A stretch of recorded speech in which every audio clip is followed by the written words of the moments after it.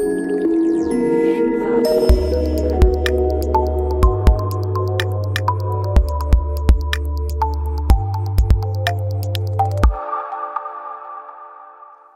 everyone, my name is Susanta Dutta. I work for Hewlett Packard Enterprise. Today I am here to talk about AI/ML based customer IO workload simulations.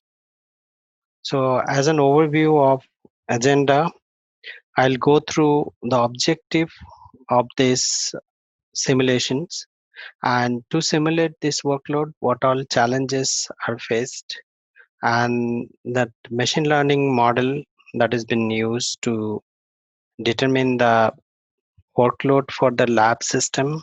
So we're going to talk about that and some details about the simulations with some examples and lab informations. And finally, we'll end with the summary of this session. So let's begin.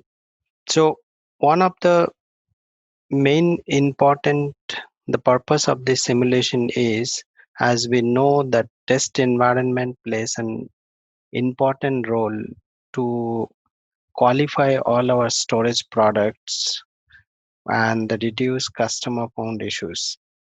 So there are many times we encountered that customer found some of the bugs, some of the issues with the product just because we have not um, run the workload exactly same as what customer was running.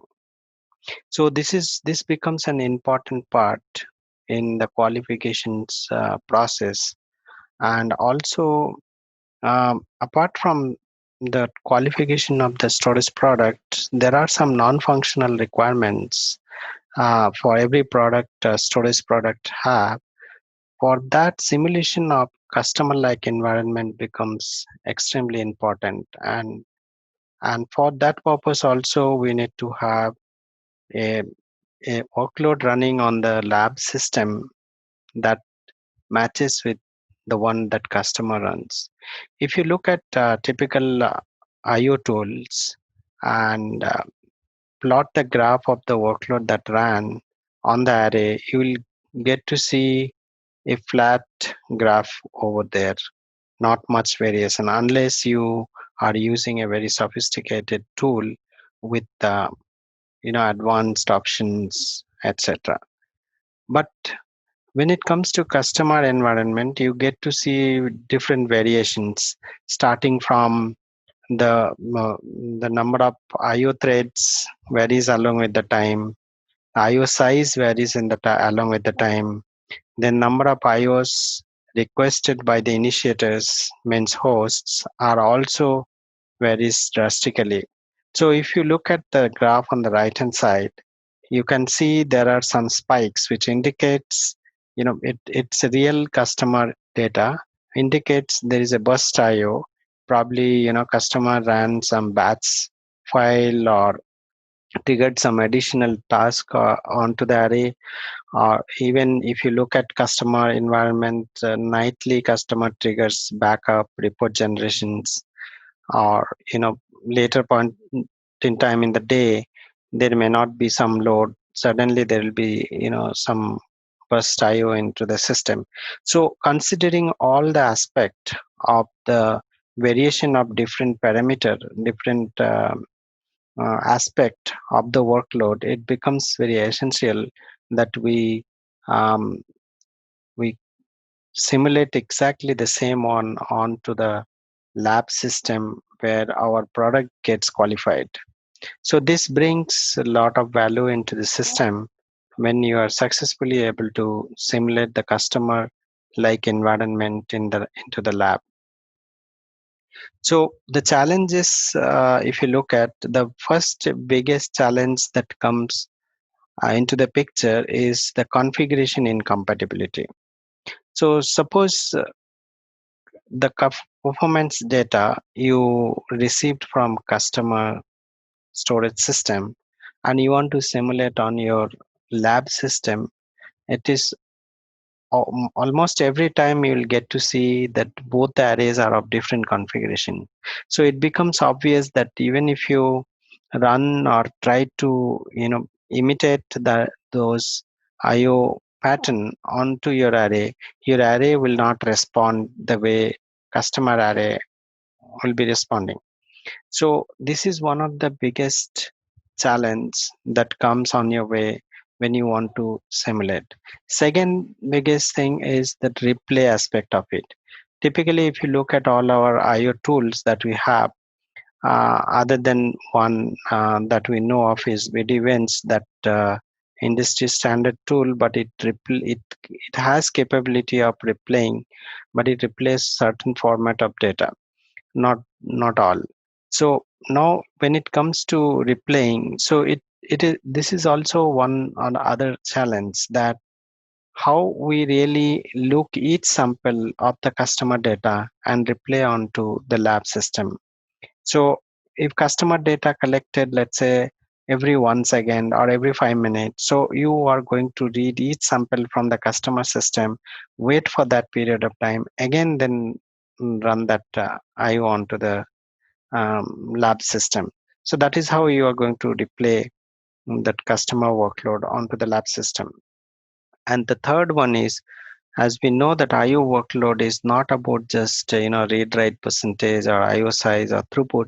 It has many other parameters starting from queue depth, then and then random, sequential, and many other aspect of that workload. So all put together, it is very difficult to make a complete sense of the IO workload from every aspect. So this is one of the challenge that we need to take care. So if you look at the table on the left hand side, there are three samples shown, and each samples are at different taken at different time interval.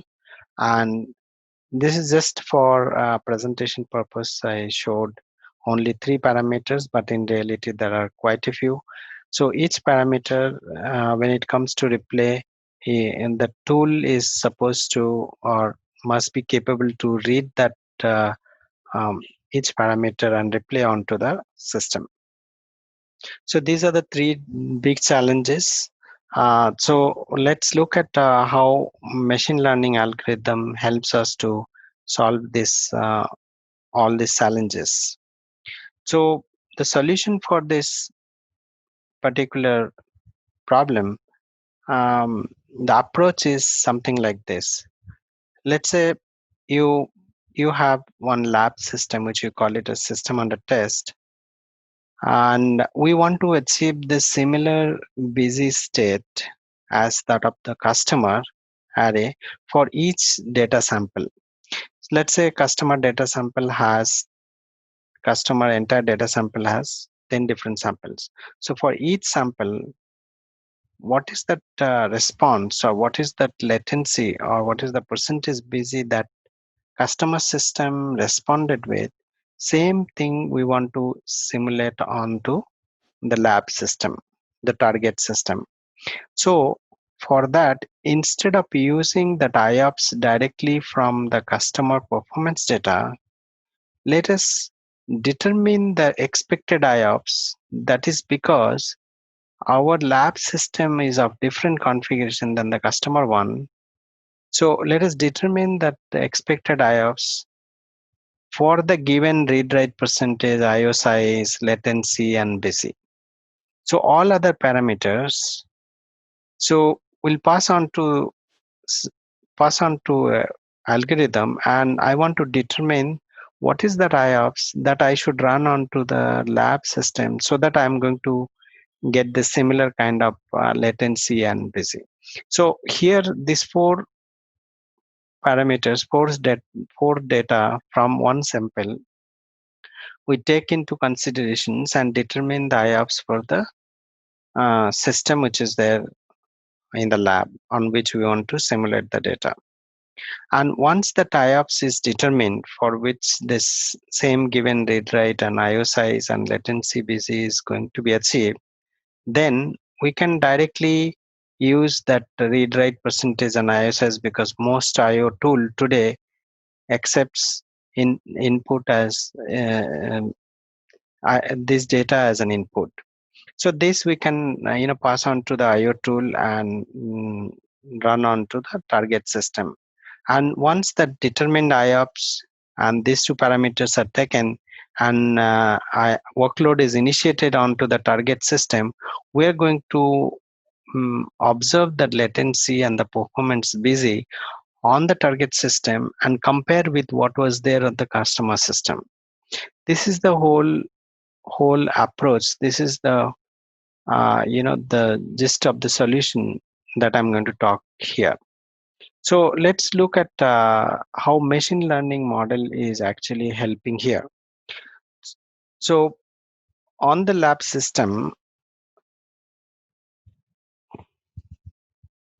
to match load similar to the source array on a different configuration, let us first run some different workload and pass on to the machine learning algorithm to build a model.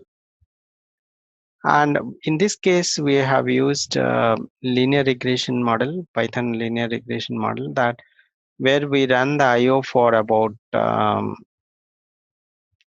2-3 hours, captured let's say hundreds of data samples, and that data sample we passed on to mm, mm, the Python machine learning model to build an object, the serial object that we saved onto the system.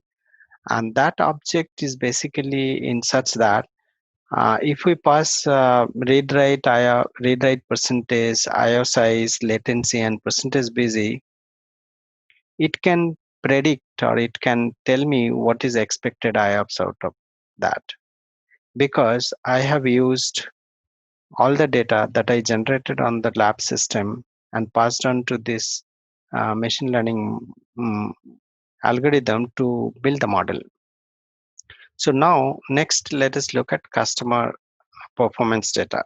From customer performance data, we can pass that read write percentage, IO size, latency, and percentage busy, these parameters to the model, and model can tell me what is that IOPS data that is required onto the lab array along with the read write percentage and IO size to achieve the same latency and percentage busy.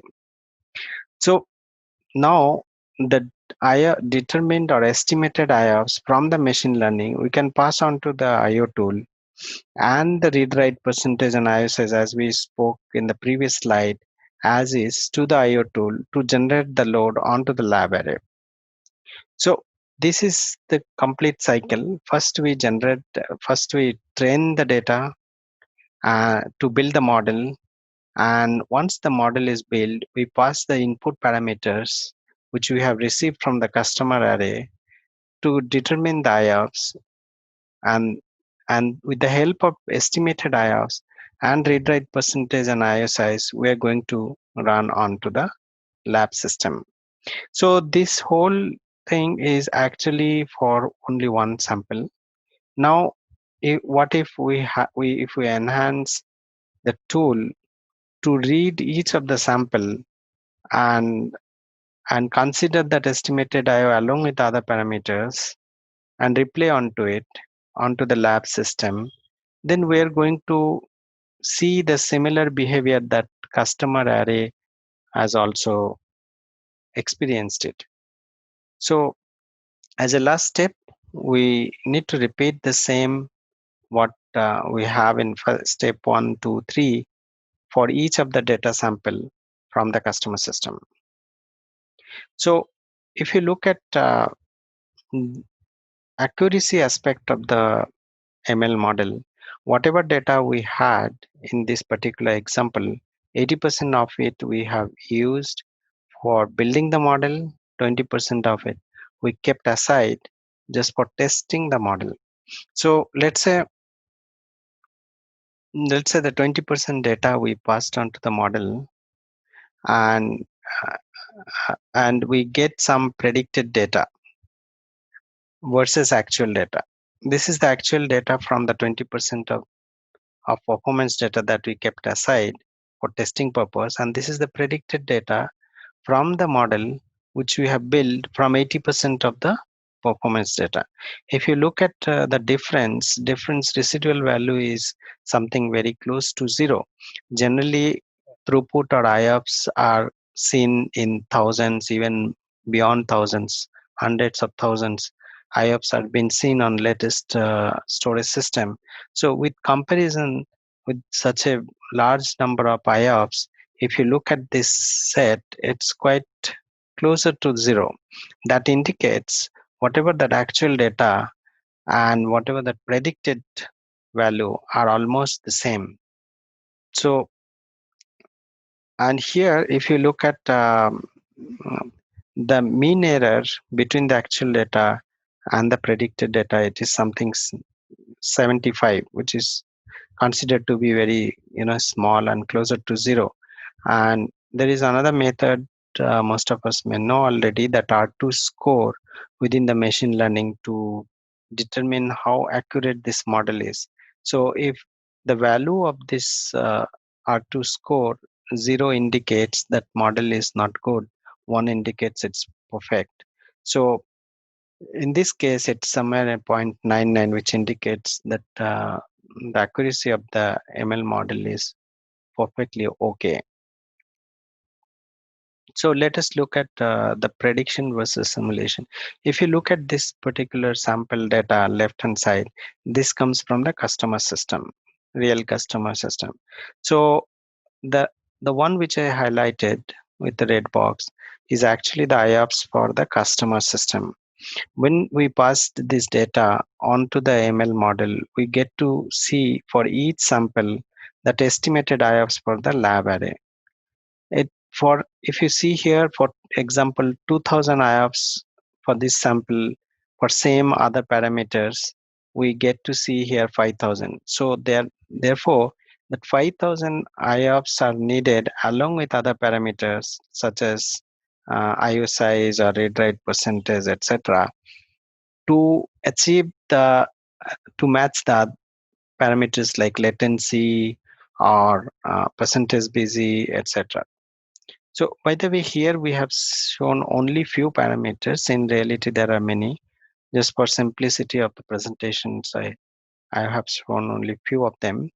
And now the estimated that IOPS indicates that um, customer array is basically smaller config than the one where ML model is built on the lab array.